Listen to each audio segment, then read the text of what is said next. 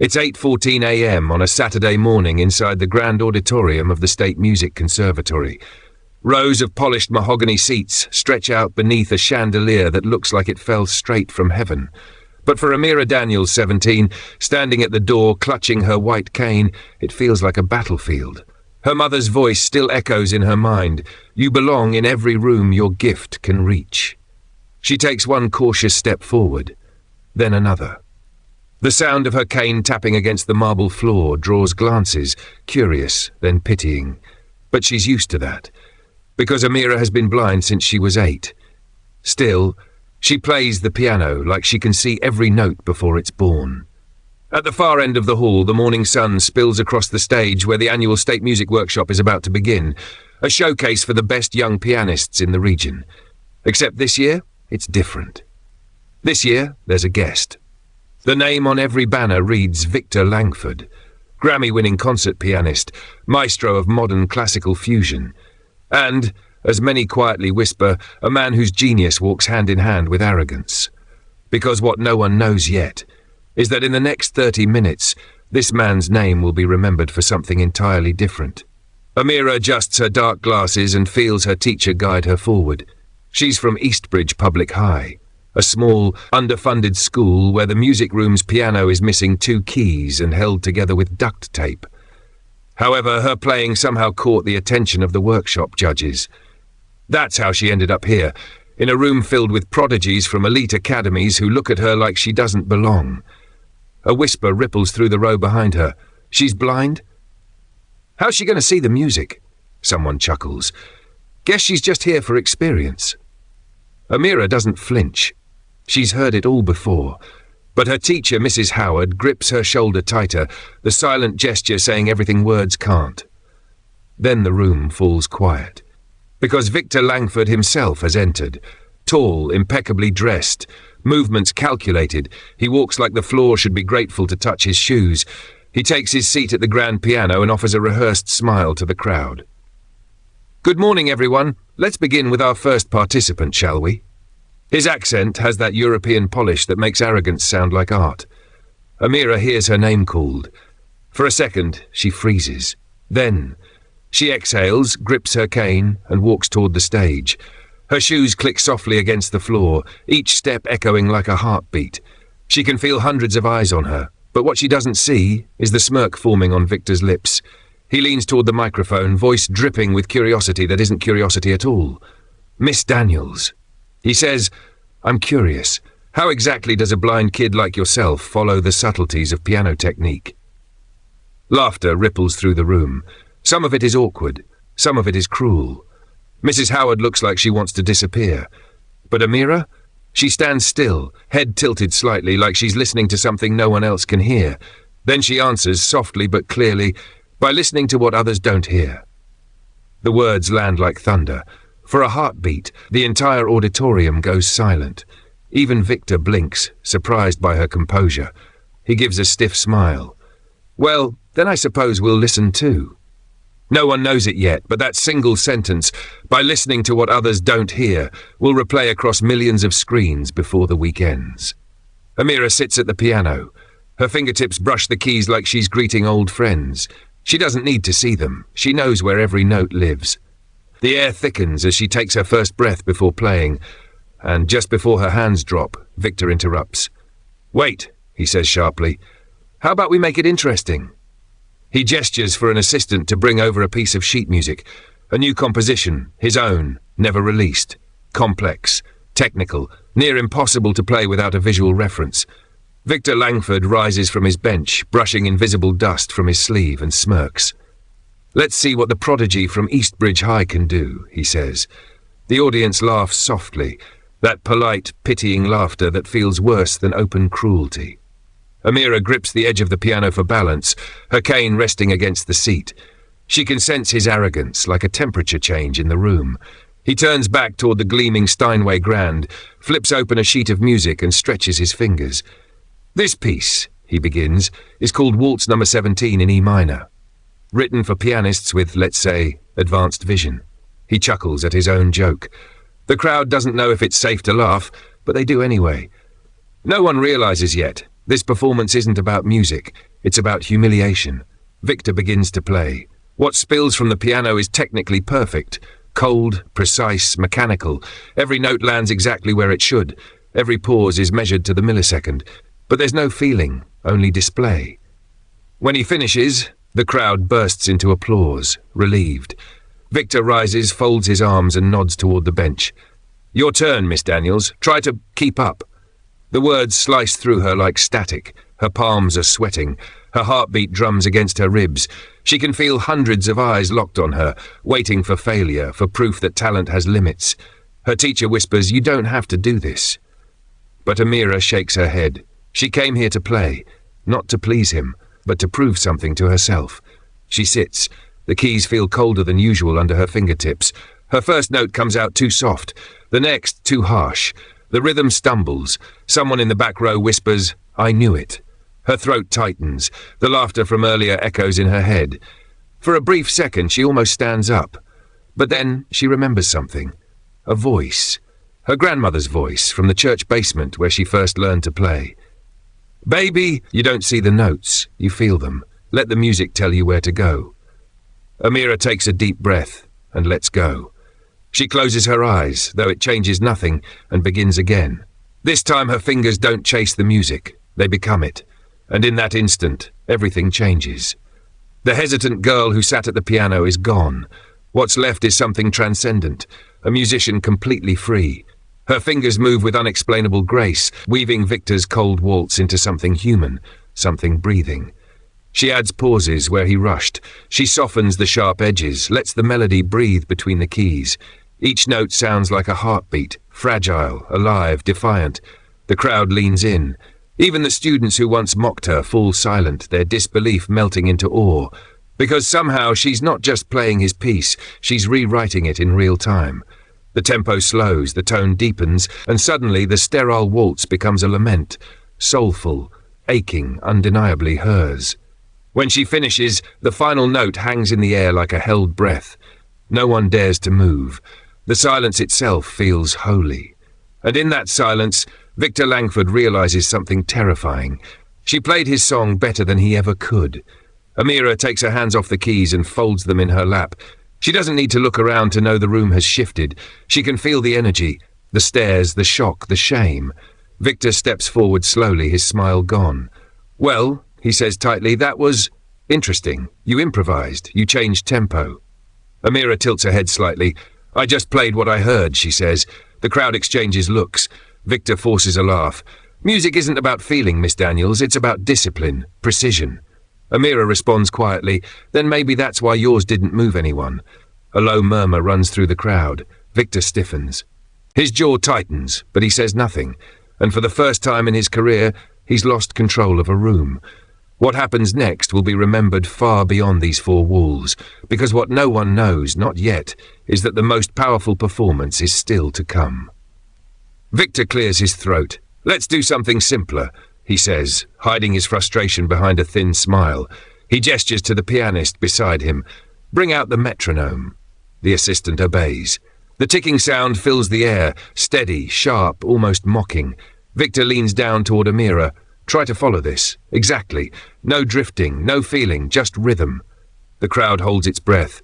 Amira listens for a moment, then something inside her rebels. The tick-tick-tick becomes chains, mechanical, lifeless. So she ignores it. She steps forward and says quietly, "You play the piano."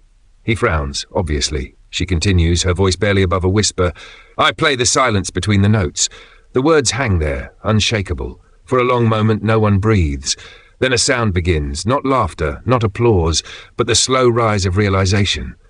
People in the crowd exchange looks, a mix of awe, guilt, and something else. Respect. Victor steps back, eyes flickering between disbelief and shame. He's been challenged before, but never understood this way. Amira doesn't gloat. She doesn't even smile. She just gently touches the piano again, and in the quiet she begins to play. Her fingers move again, softly, then powerfully, pulling the melody away from the metronome and into something deeper. The rhythm breaks free. The melody grows wild. It's jazz, soul, gospel, all living inside a classical frame. Her teacher covers her mouth in awe. A few students start clapping mid-performance, breaking decorum entirely. Even Victor looks stunned, his plan collapsing before his eyes. When the last note fades, the silence returns, heavier than applause. The audience doesn't know if they should clap, stand, or simply sit in reverence. Then, slowly, one person rises. Mrs. Howard. Then another, and another, until the entire auditorium stands on its feet, cheering, crying, shouting her name.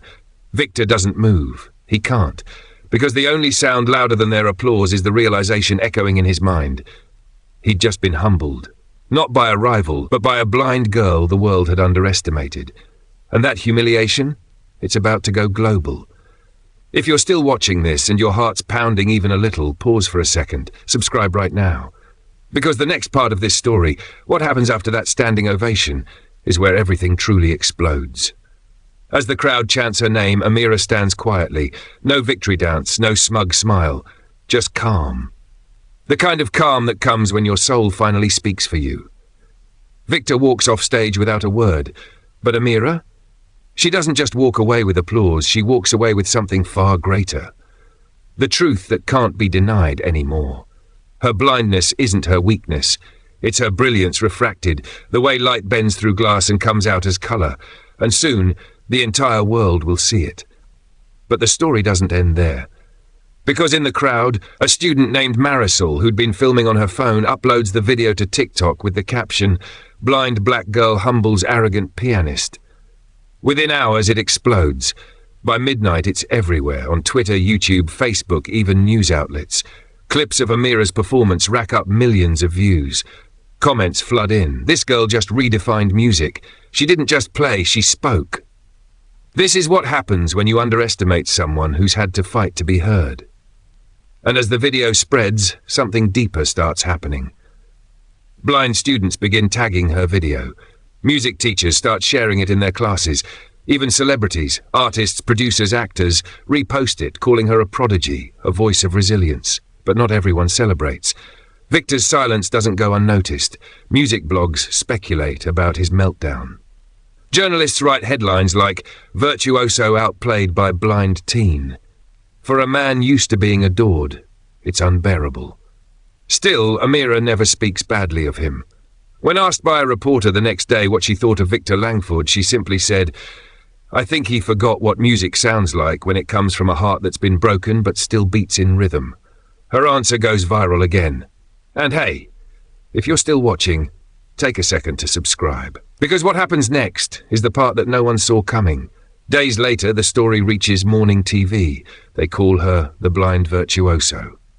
But behind the headlines, something shifts in Victor too.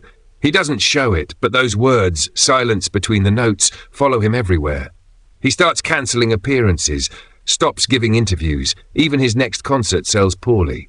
Then one night, alone in his penthouse overlooking the city, Victor sits at his piano, the same Steinway he's played all his life. But this time, he doesn't play his usual rigid perfection. He tries to remember her phrasing, the pauses, the humanity. And for the first time in years, he hears something, not from the piano, but from himself. Maybe music isn't about precision. Maybe it's about pain and what you do with it.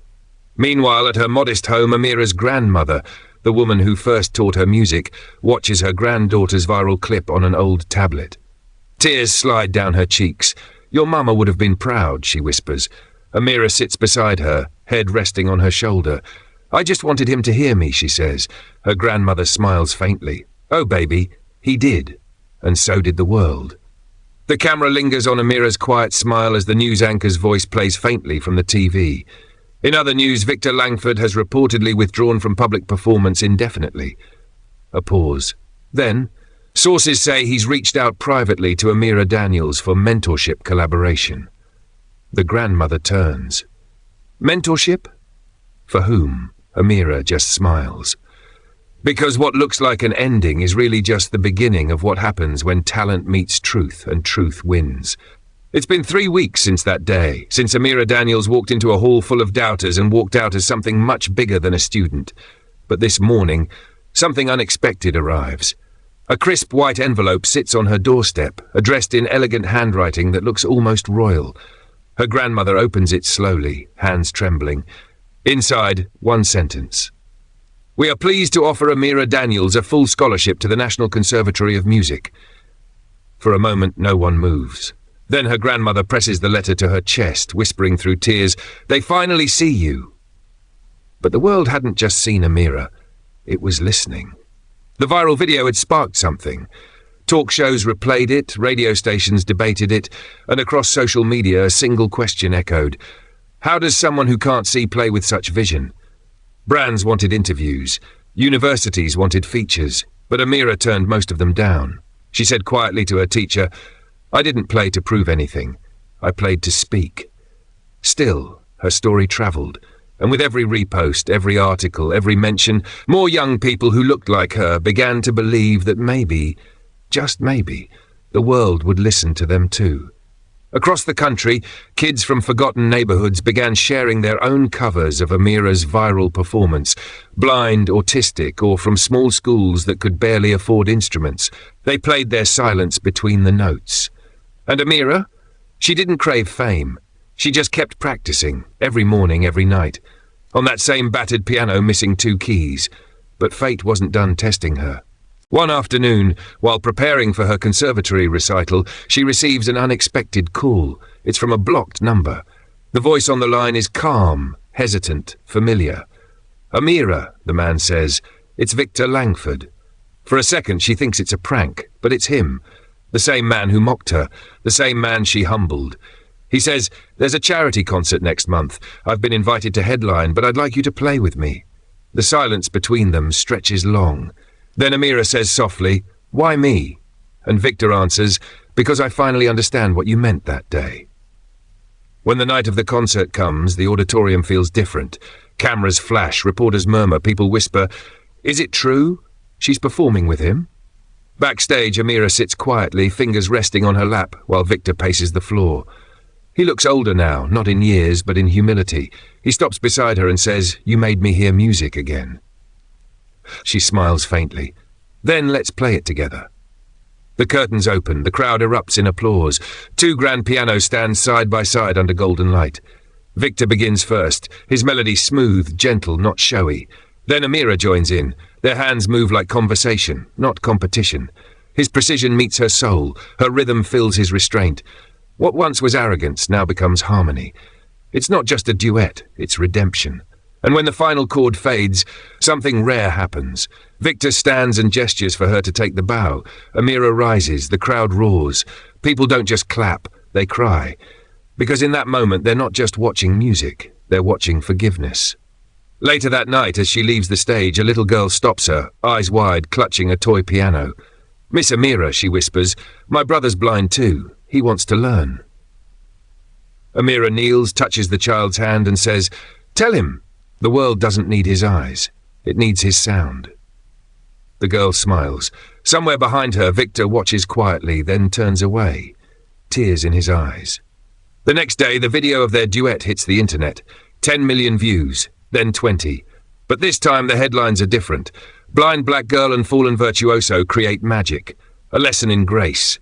The sound of forgiveness. People aren't arguing about who played better. They're talking about how healing sounds when it's turned into music. Victor issues a public statement, something no one expected. "I was wrong.